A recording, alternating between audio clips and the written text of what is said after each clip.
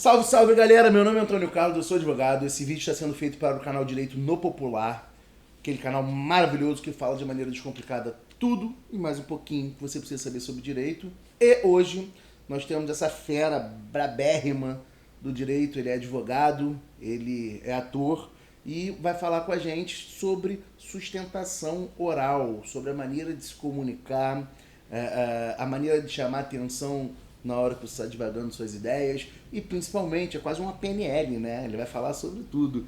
Tomás Ribas, meu grande amigo, brotherzaço. E, bicho, quero saber aí, eu quero aprender contigo.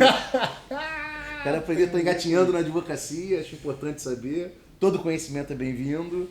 É bom, assim, maneiro participar do canal. E agora, na frente da câmera, não atrás da câmera. Então, galera, um detalhe especial, importante, ele tá ajudando a gente, 2020 está voltando com um canal de verdade e toda edição, parte de filmagem, roteiro, boa vontade, enfim, para essa coisa funcionar, tem a mão e a paciência dele junto com a gente. Me senti prestigiado. Enfim, cara, sustentação oral, vamos lá, realmente, assim, hoje em dia não estou mais advogando, né? Faço uma sustentação oral ou outra, me chamo para fazer, que é o que eu acho que é o que eu mais gosto, na verdade, uma das coisas que eu mais gosto, mas talvez seja a que eu mais gosto, é fazer sustentação oral mesmo. Boa. E eu sou ator também, enfim, hoje em dia a minha principal atividade é ser ator, e eu acho que isso me ajudou muito na questão tanto de audiência, tratativa com clientes e tudo mais, e principalmente na sustentação oral, que é quase um teatro aquilo, né?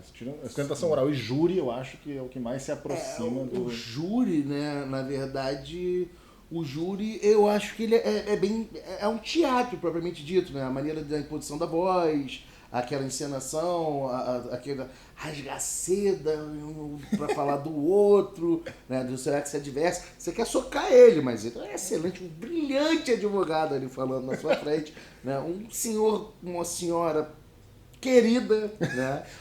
Que você quer matar, mas em alta conta. Exatamente. Elevar de estima. Não, enfim.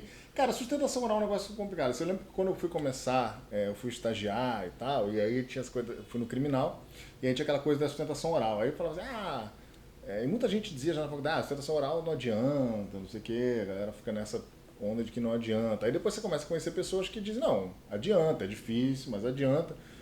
Acho que cada um tem a sua conclusão, mas a conclusão que eu cheguei é que adianta sim muito. Assim, muito. Na minha ótica adianta muito, né? Eu sou civilista, não sou criminal, não sou criminalista, mas eu acho que a sustentação oral,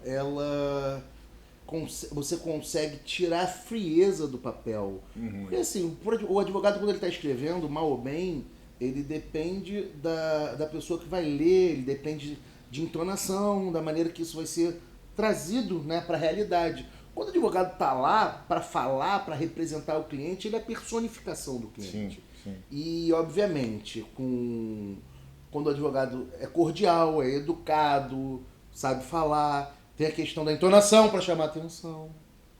Tipo isso, né? Eu tenho que aprender. Não, porque assim, o que acontece? Você vai para uma câmara criminal, ou para uma turma federal, enfim... Desembargadores, eles estão muito longe da parte, né? Porque, principalmente aqueles que já estão há mais tempo no cargo. Ele não faz mais audiência, não vê parte. Vê advogado, vê as advogadas e o papel. Papel e os pares dele lá que eles julgam, muitas vezes nem ouve. E a verdade é que se for assistir as sessões, você vai ver que muitas das sustentações orais, elas são bastante, assim... Sei lá, é quase como se a pessoa estivesse só lendo o papel, assim. Chega ali, não tem uma vida, assim. E eu acho que quando você vai uma advogada para a tribuna e dá vida àquilo que ela está sustentando, é outra coisa. E aí os desembargadores prestam atenção, eles ouvem o que você está falando. Se eles vão mudar ou não, se eles vão só te olhar e fazer aquela cara e dizer, doutor, muito interessante, mas... você não pode sentar que acabou. O problema sempre vem depois do mas. Tudo que veio antes do mais não interessa. Depois do mais é que é o problema. Mas enfim, para além das brincadeiras, das piadas, eu acho que assim, que eu fui descobrindo ao longo do tempo, que faz muita diferença você ir sustentar. Primeira coisa, que vem antes da sustentação oral, fazer memoriais, levar, entregar para os desembargadores, despachar memoriais, para que eles entendam que existe, que o seu caso existe, que ele não é só mais um número na pauta. Você vai olhar a pauta, né, tem centenas de processos na pauta. Né? Se for para justiça do trabalho, que eu já fiz algumas sustentações Lá também você tem às vezes 160, 200 processos na pauta. Não tem como. Não dá. Eu acho isso, inclusive, desumano com os desembargadores que precisam votar e julgar. Eu acho que é um volume de trabalho absurdo também para eles. Eu acho que até perde a qualidade técnica, porque você chega num ponto que, desculpa, vai ter que ser Ctrl-C, Ctrl-V, porque você não vai ter como analisar 160 casos. Com certeza. E uma coisa que eu acho muito interessante, né, já abordando essa questão do memorial, né, os memoriais, o que é legal dos memoriais? Memoriais nada mais é do que um resumo, né, daquela sua tese. Você vai apresentar, naquele momento, eu particularmente, quando eu vou apresentar os memoriais, eu vou no presidente, eu vou no relator, eu vou em toda a turma, em toda a Câmara, para apresentar, para falar do meu caso, para explicar, para tentar ver se tem alguma dúvida. Porque eu já fui surpreendido algumas vezes, até recentemente, eu cheguei para falar sobre o caso e o desembargador olhou e falou: doutor, eu já analisei o seu caso e eu tenho dúvida, que inclusive eu aguardaria para sanar essa dúvida amanhã, ou seja, ele não estava com a opinião dele formada por conta de uma dúvida processual. E ali eu expliquei para ele toda a situação, ele falou: maravilha, nos vemos amanhã. Então assim, isso tudo passa segurança para o cliente. E eu acho que também tem uma outra questão, passa para a turma, né, para quem vai julgar, também a importância do caso, ter um profissional ali olhando, passa a seriedade do escritório, a seriedade do advogado tá ali à frente, né, botando o rosto literalmente para personificar aquele caso. E não só isso, eu acho que uma outra coisa que assim, é necessário falar é a questão pontual de não ter vergonha. Porque assim, eu sou um cara introspectivo, não parece, mas sou. Essa é novidade. Né? Não, sou de verdade. Pra eu chegar em alguma menina na vida, eu fico quase... Eu perco a vez, mas não consigo falar: oi, vamos sair para conversar. É tristeza. Mas no trabalho não foi diferente. No começo eu entrava, parecia que eu ia pedir 1 milhão emprestado. Eu ficava: será que eu posso? Como eu vou falar? São pessoas, né? Em que pese estejam ocupando cargos de respeito. Você tem que conseguir chegar, você tem que conseguir falar, expor a sua ideia, expor a sua tese de igual para igual, conversando sobre o assunto.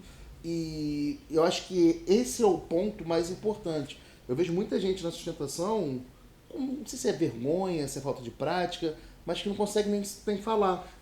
Isso eu acho que a gente ainda entra num dos primeiros aspectos que eu falo quando eu falo de sustentação oral, que é o seguinte: a gente precisa, eu sei que a gente fala, e até quem milita na OAB, a gente está sempre dizendo que não há hierarquia, e temos o Estatuto da OAB que nos garante que não há hierarquia, Sim. Mas a verdade é que no imaginário popular, pelo menos quem não vem de família do direito ainda é pior ainda, que você chega no direito com aquele imaginário de que desembargador é um ser divino que está lá e nós estamos aqui, e aí você chega para sustentar, você tem aquela... isso é feito para ser assim, tá? Isso é um fator psicológico que você precisa compreender, e até para evitar esse impacto psicológico. Quando você chega na tribuna, você tem uma grade que te separa vocês, né, a plebe, da nobreza, que estão em um palanque elevado, atrás de uma mesa, sendo servidos por funcionários. Tem um presidente à sua frente que está um pouco mais acima do que todo mundo, o Ministério Público está lá, a Defensoria Pública, e você é um réis advogado que vai ter que, em muitos casos, colocar uma beca para se aproximar, quase pedindo perdão por estar tomando tempo das excelências. Isso não é uma crítica aos desembargadores, isso pode ser visto como uma crítica ao sistema como um todo, que coloca a parte, e nesse caso o advogado, distante dos julgadores. E essa disposição espacial, ela tem um impacto psíquico na gente. Sem dúvida. É inconsciente, mas nós somos afetados psicologicamente pela disposição do espaço físico numa câmara de julgamento, numa turma recursal. E o espaço foi desenhado pensando nisso. Então a primeira coisa que a gente tem que fazer é romper. Não só praticar a ideia real de que não há hierarquia, como levar isso para o nosso trabalho psicológico interno. Chegar na tribuna e entender que eu tenho tanto direito de estar ali quanto todas aquelas pessoas, e que elas estão ali para me ouvir. E eu tenho 15 minutos para falar, enfim, se esse é o meu tempo regulamentar, estou pegando aqui o básico, 15 minutos, eu tenho esses 15 minutos são meus, eu vou falar e eles vão me ouvir. Claro que que todo mundo fala, às vezes não ouve, não presta atenção, mas isso é uma outra história que a gente vai falar daqui a pouco em relação a aprender atenção. E até uma questão cultural de educação também, sim, né? Sim. Que assim, muitas das vezes, já me deparei, já tive um estresse recentemente, um ano e pouco atrás, eu sustentando, eu me deparei com a desembargadora ao WhatsApp, eu parei de falar. E aí, alguns segundos depois, ela, então o senhor acabou, eu vou dar o voto. Eu falei, não, eu estava esperando a senhora largar o telefone. Nesse momento, foi Você perdeu assim, o processo. Não, esse caso eu ganhei. Mas Olha só. nesse momento, eu acho que eu consegui ganhar respeito. Porque assim, até então, os outros embargadores não estavam no telefone, mas também não estavam tão atentos ao que eu estava falando. E esse caso que eu estava falando era um caso extremamente delicado. Tinha uma série de detalhes documentais. Eu estava me reportando a número de folha, inclusive. Isso é Então, assim, a minha sustentação já era uma sustentação muito técnica e muito delicada. Então, assim, eu precisava realmente da atenção. E quando eu vi que a pessoa que definiu o processo estava mexendo no telefone, eu parei. Sim. Mas não foi pensado, não. Foi tipo, não, não, olha pra cá. E parei de falar, não, então já que o doutor acabou, ou seja, ela não estava prestando atenção. Eu falei, não acabei, eu estava esperando a senhora largar o telefone. E aí ela parou, ficou super constrangida, Claro. botou as duas mãos em cima da mesa, ficou me olhando, todo mundo ficou me olhando, mas assim, só que eu fiz isso com educação, não fiz pra afrontar, e foi uma reação. Na verdade, foi a reação de quem foi injustamente agredido. Então foi a reação minha. O que eu tive naquele momento para defender meu cliente foi isso. Eu falei, não, tô esperando. E acabei de sustentar, e enfim, ganhei, foi lindo, por unanimidade. E eu tirei dali, foi justamente quando eu comecei a querer estudar um pouco mais sobre a sustentação e entender um pouquinho mais sobre essa questão. Até brincando, falei brincando no início do vídeo, de PNL, que é a maneira de chamar atenção, são palavras-chave, determinados gestos corporais de segurança, determinados gestos para mostrar que você está tranquilo com aquilo que você está falando. Pois é. Entendeu? E isso é muito importante, porque assim, ultrapassando essa barreira da ideia de que são desembargadores, somos advogados, eles estão lá, nós estamos aqui, etc., ultrapassando psiquicamente essa barreira, a gente já começa a assumir uma posição mais confortável em termos de comunicação e linguagem corporal. Porque a comunicação humana, ela não é feita através da palavra somente. Aliás, a palavra não é nem o dos mais importantes. A gente se comunica por entonação de voz, a linguagem corporal é absolutamente fundamental em termos de comunicação humana, tanto que tem aquelas coisas que falam assim, não, o cara lê a pessoa e o agente do FBI que investiga e vê, lê a linguagem. Isso é verdade, né? A gente fala uma coisa, mas nem sempre o que a gente está dizendo é o que a gente está realmente querendo dizer, né? A comunicação humana tem esses problemas. E o corpo denuncia. O corpo denuncia. O corpo denuncia. Então, assim, se você vai para uma sustentação oral, o que você tem, principalmente, você tem que ter certeza do que você tem que falar. Então, você tem que estudar o caso que você está indo falar. Principalmente, quanto mais inseguro você tiver, pior vai ser a sua sustentação. Você tem que ter plena certeza. E não é assim, eu vou falar isso, depois aquilo. Não. Você tem que conhecer o caso. Conhecer o caso de cabo a rabo. Você está indo sustentar um caso que fala A, B e C, você tem que saber A, B e C de frente para trás, de trás para frente, de qualquer jeito. Até porque, muitas vezes, numa sustentação oral, depois dessa sustentação, às vezes o desembargador surge com uma dúvida. E aí você diz, mas isso não está no meu roteiro de sustentação oral. Ferrou, você vai se acabar naquele momento. Perdeu a viagem. Então você tem que saber o caso. Quando você já sabe o caso, você chega lá seguro, você já fez um trabalho seu de se acalmar e entender que você tem o direito de estar ali, e você vai falar.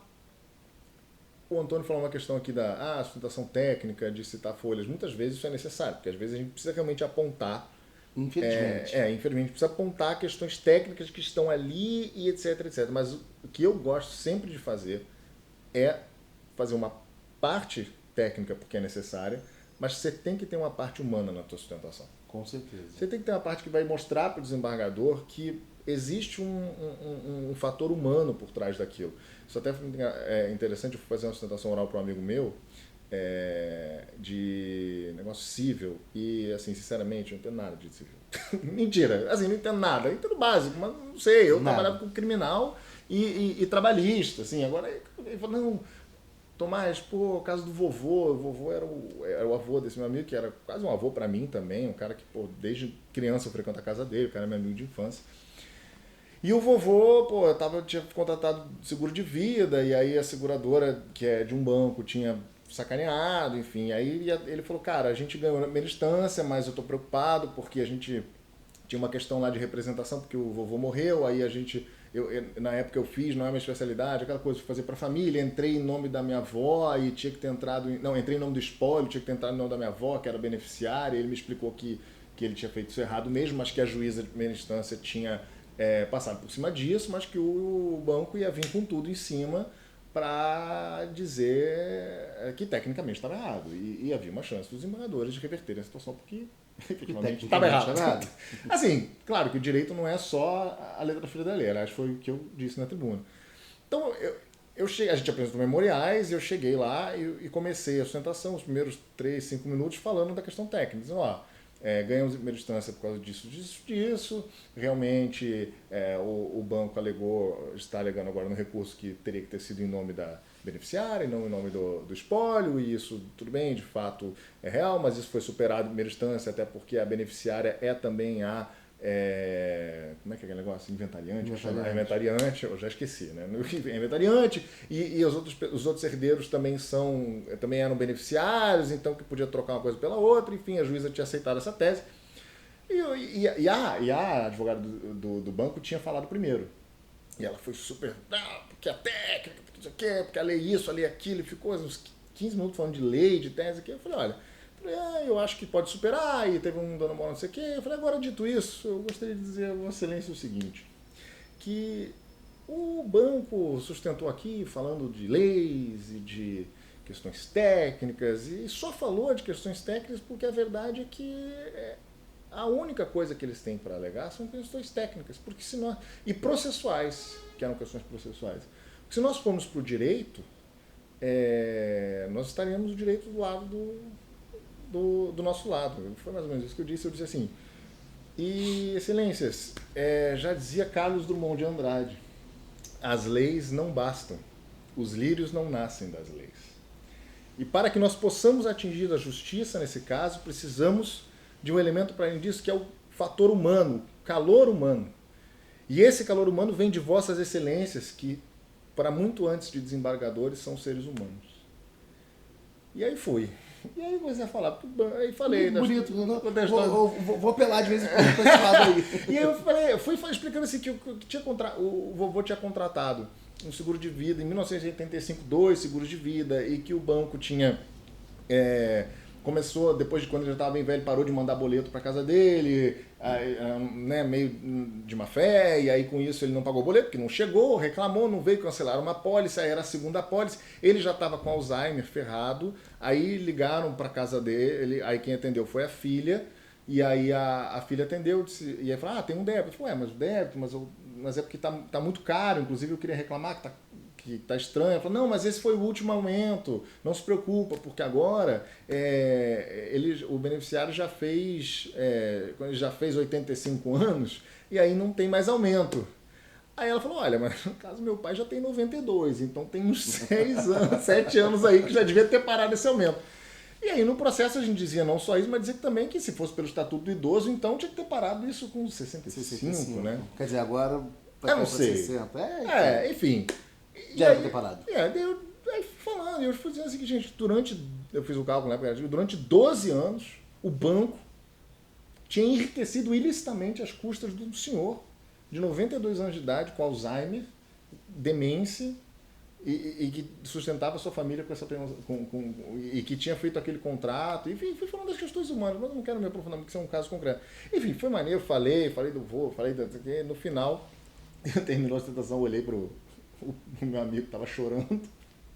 Aí eu virei para trás e tinha um advogado, sabe, chorando. Muito bonito, doutor. Tava aquele clima. Aí o relator falou, pois é, na verdade eu vou só manter aqui, não sei o quê. E aí o revisor estava assim, olhando assim. Aí o relator terminou de falar, e o revisor, não, eu estava ouvindo o doutor falar, e eu concordo. Isso é uma quebra de confiança, que eu te falar de quebra de confiança, não sei o quê. E não pode ficar assim, não sei. Daí o doutor, tá, mas o que o doutor sugere? Não, no mínimo dobrar esse dano moral. Aí o relator, ô, doutor Tomás, aqui os lírios nascendo com o desembargador revisor. Eu falei, caralho. Enfim, só pra contar que eu acho que a gente tem uma questão, que uma coisa que sempre me irritou no direito, acho que talvez por isso que hoje eu fuja do direito um pouco, que é muito chato, muito careta. Mas a gente faz ser careta. Não, a gente Ele não precisa ser careta. Não, mas é aí que tá. A gente, quando eu digo a gente, porque assim, a advocacia, ela puxa pro careta. Você vê, não precisa usar terno, não sei o quê, mas se tu não tá de terno, o cara não te respeita. Sim. Mas o tribunal liberou, mas se você não for de terno, o cara não te ouve. E a gente, você vai numa festa de advogado... Existe uma vaidade muito grande, é uma profissão muito vaidosa. Aí você vai numa festa de advogado, tá todo mundo... Aí você vai eu já fui numa festa de juiz, os juízes estão lá zoando, porque não deve, não tem essa questão da imagem. Então, assim, é entender que a gente não precisa encaretar o que já é careta. Sim. E que os desembargadores são seres humanos. Então, se você falar coisas humanas, você atinge também a finalidade. É claro que você não pode esquecer o direito. Você está ali falando de direito. Não adianta você chegar lá e contar uma história bonita, se o seu direito não tem nada a ver, você vai perder e deve perder, porque não é assim que funciona. Nesse caso, você tinha uma maleabilidade. Por quê? Porque juridicamente era sustentável superar aquela questão processual. Sim. Só que se eu só chego lá e digo assim, não, eu tenho jurisprudência que diz que a técnica é isso, lá o desembargador pode olhar e falar, não, mas eu acho que tecnicamente está errado, e aí vira uma discussão técnica. Ele não pensa no ser humano que tem por trás, que por trás disso tinha um senhor que pagou durante 30 anos em dia um boleto, e aí porque um dia, já sendo cobrado indevidamente durante 12 anos, os caras dizem, não, agora você está errado, eu vou cancelar essa apólice que você pagou certinho durante 30 anos, porque o direito me permite isso. Não, gente, o direito não foi feito para proteger a sacanagem. Sim. Aliás, uma das máximas que mais me irritam no direito é direito não socorre quem dorme. Irmão, quem dorme não. Infelizmente, quando eu tava lá na 8ª série, ninguém me ensinou sobre direito. Estudei pra cacete pra descobrir. Então, assim, isso é uma das coisas que fere. Mas você tocou num ponto que eu acho que são 3 coisas, assim, que eu acho que é o resumo da essência, não só da sustentação oral, mas também, assim, talvez principalmente do direito.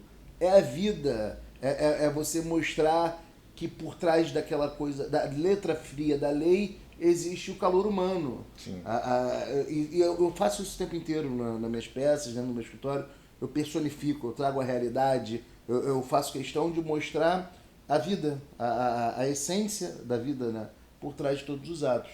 E eu acho que isso é fundamental, até porque, pegando o gancho desse episódio que você contou, todo mundo tem um avôzinho que acaba ficando doente, ou um tio mais velho, uma tia que já está, né, malzinho. Principalmente quando você é criança, as crianças, acho que toda criança e idoso, acho que o pessoal da família bota assim, no mesmo bonde, né? Criança e idoso, não entende nada direito, bota pra lá. E eles vão crescendo juntos, os idosos cada vez mais idosos, e as crianças pegando mais sagacidade. E acho isso fundamental para que a gente consiga entender que dentro da sustentação é exatamente isso. Você tem que trazer o viés técnico, mas você não pode perder o viés humano. Você tem que trazer o processo, mas você também não pode se atentar somente aos detalhes do processo para conseguir chegar no equilíbrio. Sim. E é esse equilíbrio que é, assim, o mais difícil a gente alcançar. Pergunta, assim, bate e volta, pode? Pode ser. Depois porque eu ia falar assim, porque eu falei um monte de coisa, mas depois eu só ia tentar sistematizar quais são as minhas ideias que eu acho que são importantes para a sustentação oral, para não ficar só solto no diálogo. Mas você pode fazer suas perguntas. Não, mas as perguntas são basicamente para conseguir fazer isso. Vamos mesmo. Quais observações você daria assim rápido? Observação para a gente conseguir matar. Sustentação oral. O que é imprescindível? O que realmente tem que ser feito para já? Bom, controlar a questão psicológica, entendendo que você tem todo o direito de estar ali, que você sair dessa ideia de que são eles e eu aqui, é falar de igual para igual. Sim. Segundo, conhecer de cabo a rabo o caso que você vai sustentar, não só as questões de direito, mas as questões de fato também. Sem dúvida. A partir dessa confiança que se cria automaticamente quando você conhece o caso e quando você entende que você tem todo o direito de estar ali, é você ir para a tribuna com confiança e falar com convicção, que é a coisa que a gente brinca disso. Se for errar, erra com convicção. Mas erra com certeza, meu irmão. Sustenta. Chega e fala assim, não, porque 2 mais 2 são 5 e é bem assim, pro cara ficar assim, 5, cara, será? Bota dúvida, meu. Não, brincadeira. Mas assim, parece brincadeira, mas é real. Você fala com convicção. Porque a maneira como você fala, ela é muito importante para comunicar com quem está te ouvindo. Então, assim, saiba que conheça o caso de cabo a rabo, entenda que você tem o direito de estar ali, fale com absoluta convicção sobre o que você está falando. Se você tiver anotações que você vai consultar, isso é mais uma. Tenha anotações na sua frente em forma de tópicos, que facilita muito uma ideia. Roteirinho, com letra grande que você fez, assim, mas não é um roteiro que você vai ter que ler. Não, é assim, aquela coisa que eu tô aqui e aí eu olho para baixo dando moral. Então, aí você já sabe que próximo é o dando moral. Aí você sabe que aí tinha lá, por exemplo, a ideia, tipo, 12 anos, cobrança, no meu caso, 12 anos, aí eu escrevi bem grande, assim, 12 anos, cobrança indevida. E eu tô ali, daqui a pouco eu olho, tá. Tem que falar dos 12 anos. Aí eu vou, então faça um roteiro em tópicos, em letras grandes, que você entenda. Faz você, não pede para alguém fazer. Não pede um roteirinho para alguém, porque você tem que entender o seu roteiro. É algo que você bate o olho e já sabe o que vai falar. E olhe para os desembargadores quando você estiver falando. Olhe nos olhos, escolha um, fale com ele, fale com o relator, fale com o outro. Porque quando a pessoa sente que é para ela que aquilo está sendo dito, a pessoa se sente parte do que você está falando e você consegue comunicar com ela. E solte a sua expressão corporal. Não tenha medo de fazer gestos. Claro, não vai fazer mímica, não é isso. Mas assim, você fala, deixa suas mãos falarem. Não precisa artificializar. Se você sabe o que você está falando, como eu acabei de dizer, você sabe, você faz o gesto. Se eu digo que é Antônio, eu jogo. Esse gesticular é natural. Sim. O problema é que quando a gente vai fazer uma coisa que a gente pensou que tem que fazer, a gente começa a achar, o que eu faço com a mão? Deixa a sua mão fazer o que a sua mão quiser fazer. Não se preocupa com ela. E fala com convicção. Fale com o desembargador. Se você viu que o desembargador reagiu ao que você falou, interaja com isso. Às vezes você está lá sustentando e você fala uma coisa, por exemplo, eu lembro que eu falei, de absoluta confiança. Aí eu vi que o desembargador fez assim, exatamente, excelência. Ele reagiu, ele está te ouvindo, ele se interessou pelo que você falou. Pega aquele gancho, interage com ele. Naquele momento, você é o dono do palco. Você domina aquela situação. Eu já me perdi de novo. 15 minutos de fama. 15 minutos de fama para você falar o que você quiser. Me perdi. Não, perfeito. E assim, tem uma curiosidade. Você acho que alcançou com o objetivo. Desculpa, esqueci. E não fica só na letra fria da lei. Por favor. Entenda que existem seres humanos. Ainda que você esteja defendendo uma empresa, existem seres humanos ali. Você tem como humanizar a empresa. Porque... Tem. Depende da empresa. Se for de telecom, desculpa.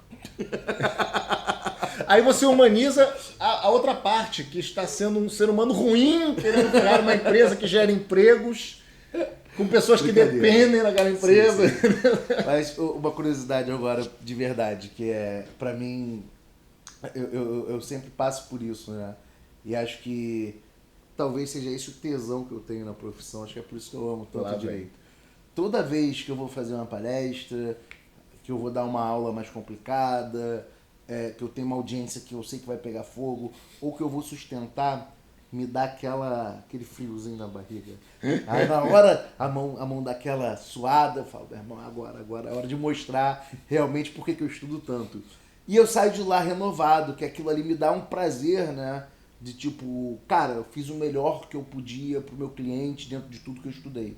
E eu acho que essa sensação, como você falou, a profissão, o que mais me decepcionou na profissão foi justamente essa coisa engessada.